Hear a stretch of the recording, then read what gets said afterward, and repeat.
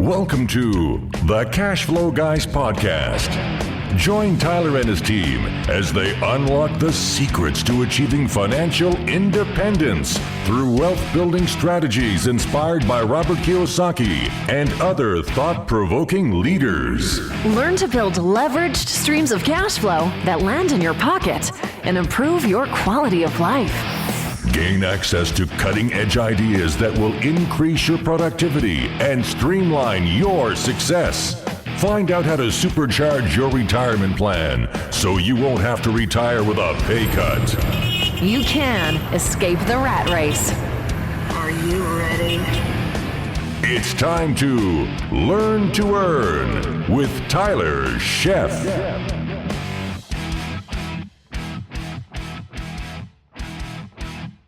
Welcome to the Cash Flow Guys podcast. It is that time again. It is time for another episode of the Cash Flow Guys podcast. I'm your host, Tyler Sheff, and I hope you came here today ready to learn to earn. Now, today I'm going to go back to basics.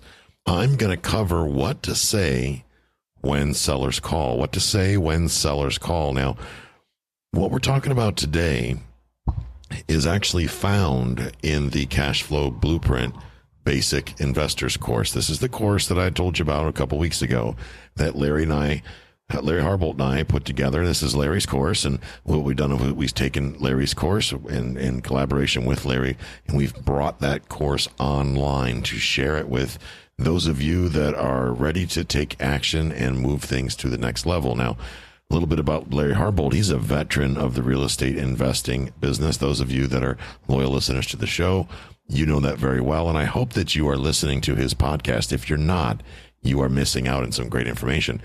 For more details on Larry Harbolt and his podcast, go to larryharbolt.com. That's Harbolt spelled Harbolt. There's no D there. Harbolt.com, larryharbolt.com. Or you can probably, if you look at the show notes, you can see a link there. But today we're going to talk about what to do when a seller calls. So let me give you a little backstory. You've done what you're supposed to do. You've listened to everything that Tyler told you to do. You've been a student of Larry's now for a while. You've done the right things. You've sent some direct mail, perhaps. You've done some Facebook ads. You've targeted your marketing. And guess what? It's working. The phone's ringing. So you're looking for properties to acquire. You're looking for problems to solve, right? And this applies whether you are a buy and hold investor or if you are simply wholesaling or maybe rehabbing or whatever, but you're still going to need to acquire properties. And this episode's going to cover just that. So you've done your marketing and now the phone's starting to ring. Oh my God, the phone's ringing. What the heck do I say to these people? I'm losing my mind. First tip, folks, before we get into the script, I want to tell you one thing. Now, one of the guys that's on the in the Facebook community, Cash Flow Guys community, put a picture on his profile the other day of this huge stack of direct mail letters. And I mean huge. I'm talking like 5,000 pieces. It was crazy how big the stack is. And although I told him, I'm like, dude, that's awesome action. I love seeing that kind of action. That's cool. But here's the thing. I'm like, so many people got to answer the phone. And he's like, well, just me. I'm like, well, you better send those out in batches, a couple hundred at a time, because here's the thing.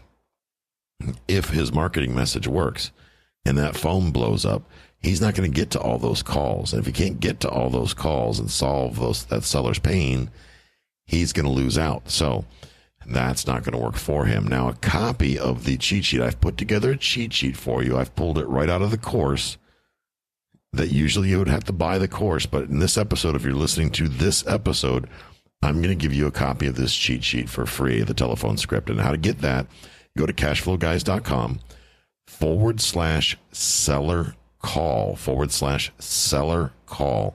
That will get you over to that sheet, give you the opportunity to download it in a PDF. I'm sure my team will make it look all nice and pretty for you. But go to cashflowguys.com/seller call, and I will have that in the show notes for you. So you can click on that. It'll take you directly over there and give you the opportunity to download that. You should keep this on your cell phone. Keep it, if you've got a Dropbox account or something like that, keep it right in Dropbox so you can get at it real easy.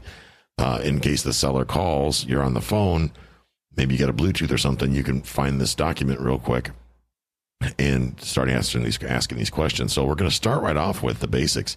The date and the time of the call, because did you talk to him last week? A week from now, you may be thinking, when did I talk to this person? Was it yesterday or was it last month? That's important information, date and time. Okay. That's also going to give you good feedback on when the seller is most available, because if they're calling you, well, they're not calling you when it's inconvenient for them, right? So if your phone is ringing at a certain time of the day for that call, it would probably behoove you to write that name down, or that time down rather, so that you know that, well, if it's at 1:30 in the afternoon, the guy called me at 1:30 in the afternoon. That's interesting. So I might want to call him back maybe between 1 and 2. Or if I'm calling him at 6 o'clock at night and he's not answering, maybe that's because I'm just calling him the wrong time of the day. So just a little food for thought. Next question you're going to ask him is the relationship, the person's relationship to the property who's calling. In other words, is this your house you're calling about, Mr. Jones? Because sometimes they'll say, I have a house. Well, that's great. But we've got to dig a little deeper and find out whose house is it. Okay. So is this your house? No, it's my mom's house. Okay, good. Now we know we're talking to the son. Okay. So in that section, we'd fill out son, daughter, Aunt Susie, whatever. The person's name, address, and phone number and cell number. This is important. And we do this in the front of the conversation in case we get disconnected. What's a good number to reach you at? Now, I'm going to give you probably one of the most important questions of this entire cheat sheet, and that is, why are you selling your house? Now, 9 times out of 10, people are going to dance around this question. They're not going to want to be forthcoming with this answer, especially, well, they will if it's a very generic or non-embarrassing answer. But if they're saying, well, I'm selling my house because I haven't paid the mortgage in 6 months and I'm behind on my child support and the SWAT team's coming to take me away for selling crack, then, you don't expect those answers to come out right away. So you're going to have to spend some time figuring out why people are selling their home.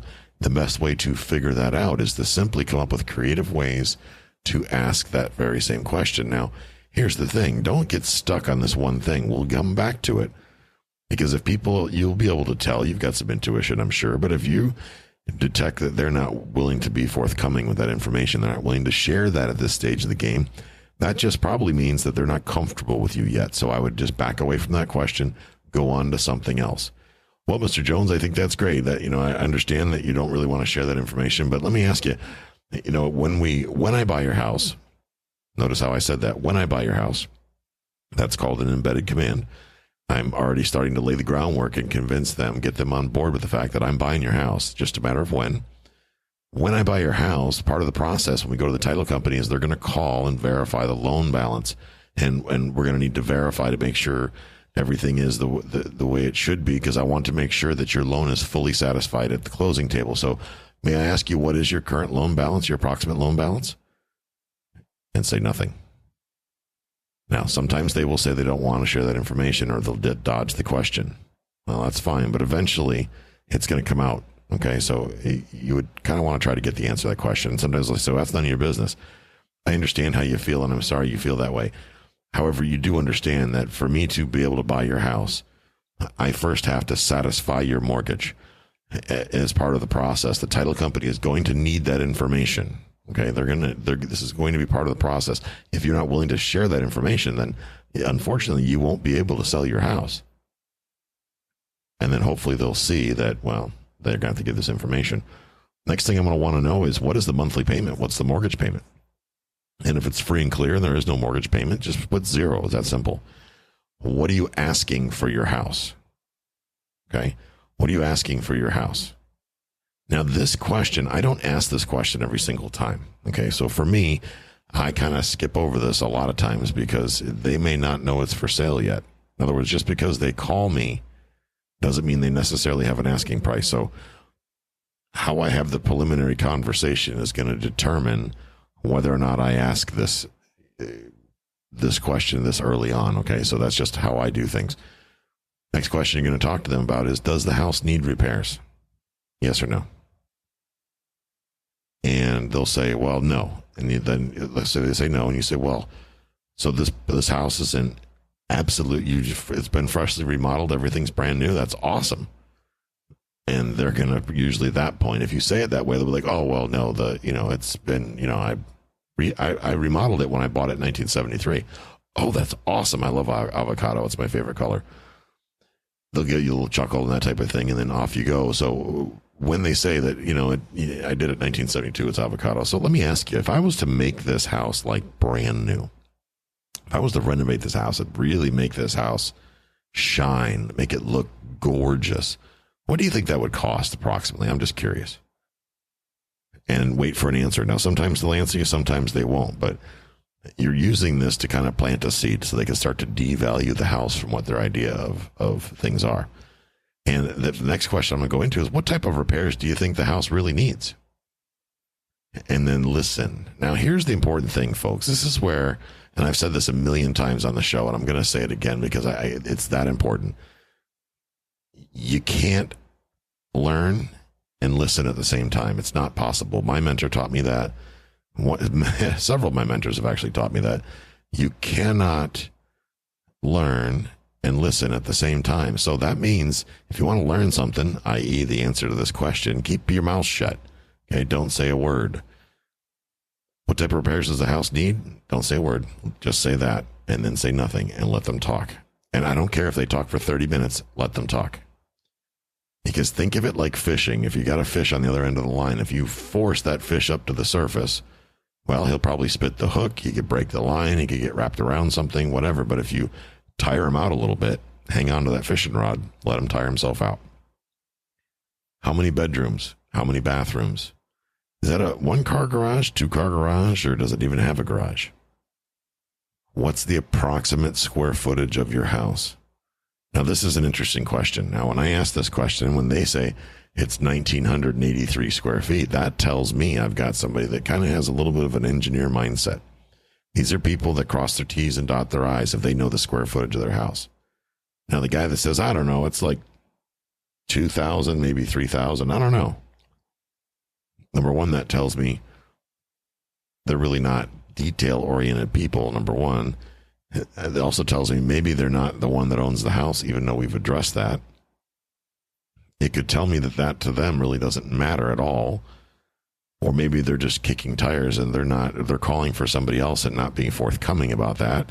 These are things that I think about when I'm on the phone having this conversation. Another question I'm going to ask them is, if we were to have the property appraised today, what do you think it would be worth? And again, this is one of those times where you get your question out and you apply that 70-30 principle and you keep your big mouth shut. Don't say a word. Don't say a word. Just listen. Next question they're going to ask is there anything unique about the house I need to know? Notice how Larry uses the word unique. Is there anything unique about the house that I need to know?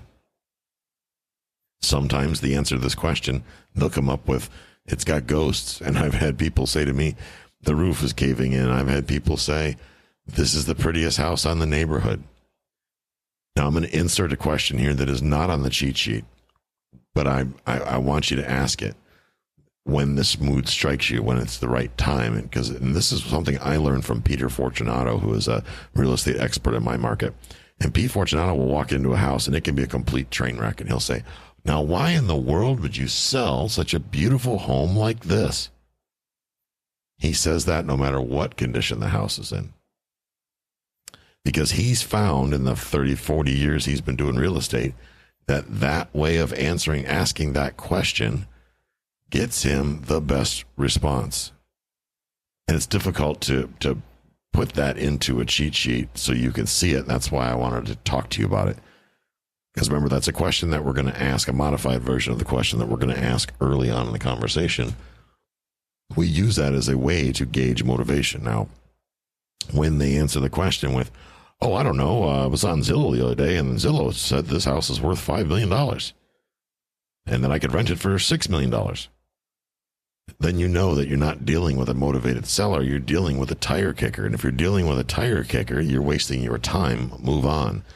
I'm here to tell you that 95% of the situations that I hear from people that talk to me on the Ask Tyler calls on Fridays or in our Facebook community that have trouble getting to the numbers they need to get to make an investment work. The reason is the seller does not have appropriate motivation. Don't waste your time with unmotivated people. Which reminds me to tell you a short story that happened just last week. I've got friends of mine that are good, that are clients of mine, but they're also good friends of ours, and they're looking for a multifamily property in the Bradenton, Sarasota market. Now, close to me, the seller actually said, hey, to buy this property, and this is a multifamily property we're looking at, to buy this property, we're going to need the buyer to sign an agreement that they won't raise the rents on these tenants. I about fell off my chair. I was like, why in the world would anybody do that? Well, come to find out that the seller sold several properties this year, and he gets upset when the new buyer raises the rents. I'm thinking, well, what would you imagine to happen? So, yeah, that was rather interesting. I'm going to follow up on that some more because I just find that somewhat fascinating. Wow. Anyway, what's the most important thing to you at this time? Is the next question. What is most important to you at this time? And your choices are getting all your cash at closing, not having to make the monthly payments on your next house, maintaining this property, moving to a new location, or creating monthly income that you don't have to work for. I'm going to ask you not to read into this too much. Simply ask the questions, okay? Because when you ask the questions, you're going to get different answers from different people, and try not to overanalyze this stuff and sit there and go, but why? Well, because a guy that's been doing real estate for 37 years said so. That's why. See, if you spend all your time questioning everything, I have people that question us on the 1.5 rule. Well, why the 1.5? Why not 1.0? Why not 1 point this or 2 point that? I want to know why. Why doesn't matter. And even if I explain to you why, it's not going to change the fact that it works, folks. It works. So just go with it. Please go with it. I've had people just refuse that I'm not going to do it if you can't explain to me why. It's not that I can't explain to you why. It's that I'm not going to explain to you why, because it doesn't matter. The fact is that it works. So just ask the damn question. What's most important to you at this time? What's most important? Getting all your cash at closing? Maybe not having to make the payments on this behemoth anymore? Maintaining this property, is that important to you? Moving to a new location, is that important to you? Pick one. Creating a monthly income that you don't have to work for? Next question you're going to ask them is, would you be willing to give any terms? Yes, no, or maybe. They're probably going to ask, what are terms? I don't know. It depends. Some people, they just want to give all their money to the IRS, so they ask for all cash up front. And when they get all cash up front, they give a large portion of that cash to the federal government in the form of taxes. That's what some people want. I can't convince them otherwise. I can't save everybody. But some people actually want to give their money to the IRS. I'm not one of them personally, but so I figured I'd ask you. Because if you're open to terms, there's some potential that I could save you an extraordinary amount of money and give you a lot more for the property than what other people may be willing to offer. The old fashioned, is this the best price you can do? Yes or no? People don't like this question. I can tell you that right now, but it's a bit of a pattern interrupt, and Larry puts it in the middle for that very purpose. It's a pattern interrupt. Now, at some point, they've probably said to you what they want with their price and whatnot, and then the next thing, boy, is that the best you can do? Or you maybe change up a little bit and go, is that the best you can do? I'm just curious. And the next question I'm going to ask him is, when would you like to close? Okay. When would you like to close? This is a place where you're starting to talk to them about the closing process. They're already mentally selling the property in their brain to you. Now, this is a very important part of the equation. It's very, very important how you ask this question. When would you like to close? Instead of When do you want to close? See the difference? When would you like to close? When do you want to close? There's a different reaction based on the way it's being said, if that makes sense to you. Now, one of the questions that we ask them a lot is if they've had the property appraised recently. That's a question I ask. Have you had the property appraised recently? And the answer is almost always no. But in some cases, it's been yes. And I said, really? When was that? Oh, it was when I bought it 6 months ago. Oh, I see. And what did the appraisal say? And you'd be shocked how many times people will just tell you, oh, it said 70,000. Oh, that's interesting. And why are we selling it for 100 now? And then they get all quiet. It's like, oh, busted. Anyway, I have fun. Negotiation is fun, folks. You got to have fun with it. If you can't smile and laugh in negotiation, you see, everybody feels that there needs to be animosity for there to be negotiation, and nothing is farther from the truth. I'm here to tell you. Negotiation is meant to have a meeting of the minds, an agreement between parties. That's what negotiation is all about. It doesn't have to be an arm wrestling match. You're not required to put anybody in a headlock. No throat punching or toe stepping is required. Just sit down and have a conversation with people.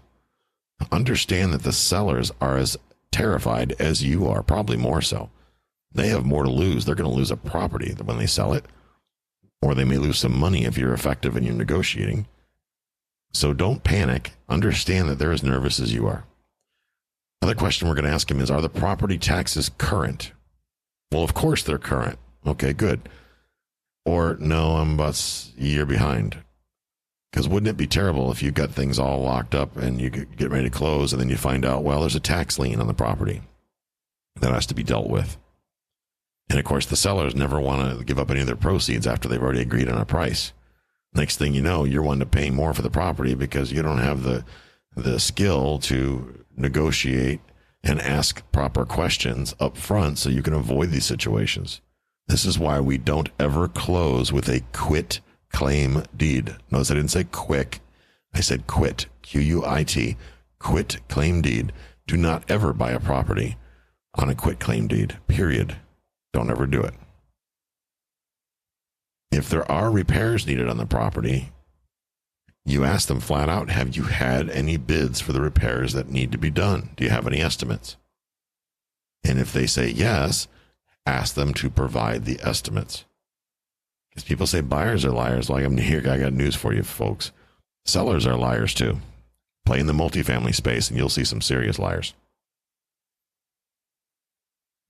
If you don't get the answer the first time, remember earlier in the conversation we talked about, is there anything unique about your property that I should know about? I asked that question again if I didn't get a satisfactory answer the first time. And a lot of times people have forgotten that you even asked it the first time, but after you've built a little bit of rapport, you spend some time talking to them, they may actually give you an answer, or a more truthful or accurate answer this go around. So I would ask the question all over again. One of our great questions. God, I love this one because it works so flawlessly. It's such a great setup. If I agree to pay you what you're asking for the property, would you be willing to accept monthly payments for your equity? I'll say that again. If I agree to pay you what you are asking for the property, would you be willing to accept monthly payments for your equity? Now, sometimes they'll be like, what? They don't really understand what that means, monthly payments for your equity. If I agree to pay you what you are asking for the property, would you be willing to accept monthly payments for your equity? Folks, it's that simple. Here's the thing. If you were buying a jet ski and asked to make monthly payments to the seller of the jet ski, nobody would find that odd at all. It happens all the time. But for whatever reason in today's society, if a house is involved, everybody's a big fraidy cat about asking to make payments for equity. Oh, I'm not a bank. You're right. You're not a bank. I'm not asking you to loan me money. I'm asking you to accept payments for your equity. So you don't have to give it all to the IRS. It's only a big deal, ladies and gentlemen, if you make it a big deal. Don't make it a big deal. Just downplay it. Listen, are you willing to accept payments for your equity, monthly payments for your equity over time? Would you like a predictable stream of income? Does a predictable stream of income make sense for you? Does receiving, I'm asking it 17 different ways here for a reason, does receiving a structured amount of money every single month over time something that makes sense to you? Boy, wouldn't it be great if you could get money every single month in your mailbox? Think about the different ways you can structure that same question to get people's mind right. Thing you got to figure out, folks, is how much actual equity do the sellers really have? Okay, because if they don't have much equity, if it's a $100,000 property, let's say you're buying it for $100, and they owe $90, well, guess what? We're only talking about $10,000, so you're only really negotiating $10,000. Keep this in mind if you're going to do that. Subject to, because every guru says subject to is the way to go, which is ridiculous. Don't do subject to, folks, unless you have the money to make the loan, right? Don't do that. It's just extra risk, an extra burden that you don't need. Okay? That's kind of it's just not a good plan. So think about it this way. The more equity they have, the better deal you can negotiate, because you're not negotiating with the banks in most cases. Some cases you can, but not all of them. Actually, not most. But understand when there's a loan against that property, the only amount negotiable is the seller's equity. So you're only asking him to take payments for the equity. Don't worry, you'll make payments on his loan for him if you're going to do a subject to.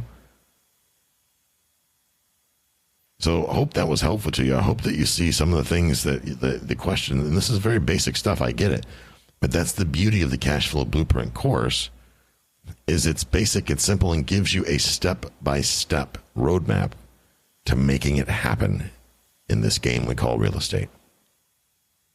If you want to get a copy of this cheat sheet, once again, it's cashflowguys.com/seller call.